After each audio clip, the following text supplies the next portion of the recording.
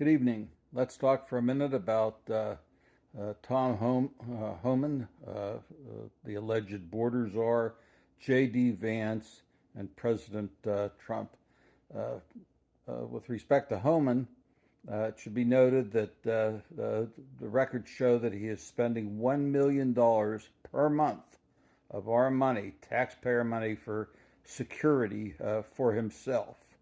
It also turns out that about half the people being arrested by this border nutcase, have no criminal record whatsoever, and this is not even related to the way they're disgracefully treating some of these people. And I have no dispute with sending criminals, and particularly hardened criminals, back to the countries from whence they came. Second, let's talk about J.D. Vance, who was speaking at graduation of the Naval Academy, announced that the days of America being involved in foreign countries are long gone. How this ties into Trump's tariff policy is sort of beyond me, but we ought to note that this is the same time that Syria's talked about building a Trump Tower in Damascus. Trump wants to take over Gaza, and other Arab countries have talked about Trump building facilities and golf courses there, and Trump guaranteeing the security of Qatar and the other Arab countries while he was there last week, sucking up money for his own purposes. How this relates to not being involved in foreign affairs is sort of silly, because it obviously is involved directly in foreign affairs and in the graft of Trump. But I also might note that Trump announced today that England should no longer be building windmills and green energy. That's none of his goddamn business what other countries do, but he seems to feel free to open his mouth with respect to them.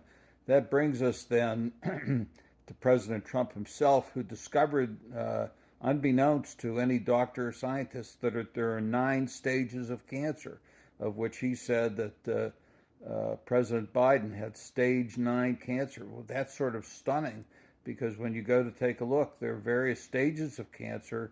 I'm not sure there's a stage 5, but there's a stage 4 with various gradations. Stage 4 is extremely serious and very well advanced. But Trump seems to feel that there's a stage 5. His attack on Harvard is reprehensible for any number of reasons. But first is that it could happen to any other university. So you might think it's funny for Harvard, but he could, if you do, but it could happen to any other university. And I believe that the university should be standing together and standing tall behind Harvard. Second, by telling Harvard that they should not be allowed to have foreign students, he's cutting the United States off and Harvard from some of the best and brightest foreign students that come to this country and stay here. And you should take a look, or one should take a look, at the heads of some of our major global corporations, because they are students, they are people who came here as students from around the world, and we want to attack the best and the brightest. And thirdly, it's certainly cutting down on the research and innovation that is these universities, that Harvard and other universities are noted for. Thanks for watching.